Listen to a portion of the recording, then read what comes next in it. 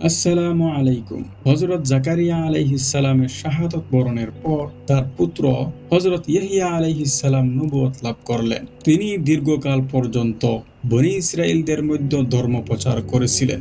তিনি দিবারাত্রির অধিকাংশ সময় মসজিদে আকসায় বসে ইবাদত বন্দেগী এবং বনী ইসরাঈলদেরকে উপদেশ দিতেন। কিন্তু অল্প সংখ্যক লোকই তার উপদেশ গ্রহণ করেছিল। অধিকাংশ লোকই তার সাথে শত্রুতা এবং বিরুদ্ধাচরণ করেছিল। হযরত ইয়াহইয়া আলাইহিস সালামের সময়কার একটি ঘটনা।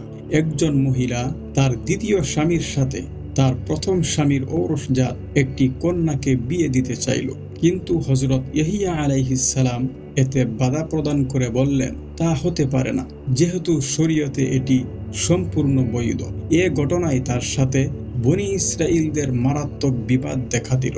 ওই স্থির লোকটির দ্বিতীয় স্বামী বনী ইসরাঈল বংশীয় একজন প্রভাবশালী নেতা ছিলেন। সুতরাং বনী ইসরাঈলদের প্রায় সবাই তার পক্ষ সমর্থন করে হযরত ইয়াহইয়া আলাইহিস সালামের বিরোধিতায় অবতীর্ণ হলো এবং তারা হযরত ইয়াহইয়া আলাইহিস সালামের নিষেধের প্রতি তোয়াক্কা না করে ওই বিবাহ সম্পন্ন করল। অধিকন্ত তারা হযরত ইয়াহইয়া আলাইহিস সালামকে হত্যা করার ষড়যন্ত্রে লিপ্ত হলো। একদিন স্ত্রী লোকটির ওই দ্বিতীয় স্বামীর আদেশ অনুযায়ী হযরত ইয়াহইয়া আলাইহিস সালামকে বেঁধে তার নিকট উপস্থিত করা হলো। এমনই সময় হযরত ইয়াহইয়া আলাইহিস সালামের কাছে হযরত জিবরাইল আলাইহিস সালাম এসে বললেন, হে আল্লাহর নবী, আপনি আদেশ করলে আমি এ পাপীদের শাস্তি স্বরূপ তাদেরকে সহ সমগ্র শহরটাকে ধ্বংস করে দিতে পারি। হযরত ইয়াহইয়া আলাইহিস সালাম বললেন, না, এদেরকে এভাবে ধ্বংস করে দেওয়া আমি কিছুতেই ভালো মনে করি না।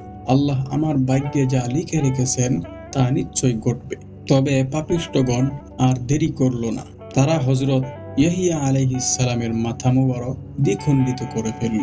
বর্ণিত আছে যে তার খণ্ডিত মাথা হতে সুস্পষ্ট আওয়াজ হতে লাগলো, হে পাপিষ্ঠ কাফেরগণ, তোমরা শক্তির গর্বে আজ যে অপকর্মটি সাধন করলে অতি সত্যই তোমরা এর প্রতিফল ভোগ করবে। এ ঘটনার পর ফেরেশতাগণ মহান আল্লাহ পাকের দরবারে আরজ করলেন, হে মাহবুব, তুমি তোমার শত্রুদেরকে শাস্তি প্রদান না করে তোমার পরম ভক্ত নবী নিরপরাধ হযরত ইয়াহইয়া আলাইহিস সালামকে তার শত্রুদের হাতে প্রাণ বিসর্জন করালে, এর কারণ বুঝলাম না। মহান আল্লাহ পাক বললেন, হে ফেরেশতাগণ, প্রচলিত নিয়ম অনুযায়ী শত্রুদেরকে ধ্বংস করে বন্ধুর নিরাপত্তা রক্ষা করতে হয়। বস্তুত আমার কাজটি ওই প্রচলিত রীতির বিরোধী বলে মনে হলেও আসলে তা নয়। আমি যখন দেখলাম যে ধর্ম বিরোধীগণ আমার নবীর সাথে মারাত্মকভাবে শত্রুতায় লিপ্ত, তারা তাকে কিছুতেই মেনে নিচ্ছে না, তখন তাদেরকে এর চরম প্রতিফল দান করার জন্য তাদের দ্বারা একটি গুরুতর অপরাধ করালাম, আর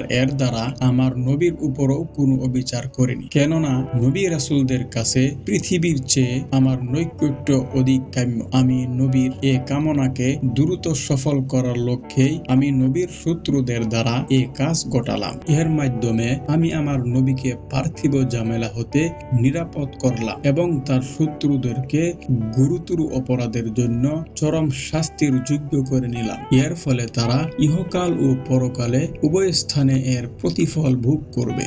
শোনা যায় যে হযরত ইয়াহইয়া আলাইহিস সালাম শহীদ হওয়ার পরেই ওই স্ত্রী লোকটি ও তার পূর্ব স্বামীর ঔরসজাত কন্যাটি ঘরের ছাদ হতে মাটিতে পতিত হয়ে প্রাণ হারালো এবং এর অল্প কিছুদিন পরে তার স্বামী, তার অনুচর ও তার সহচর সহ চরম অপমানকর অবস্থায় প্রাণ হারালো। অবশ্য তাদের পরকালের শাস্তি তো তাদের জন্য রয়েই গেল।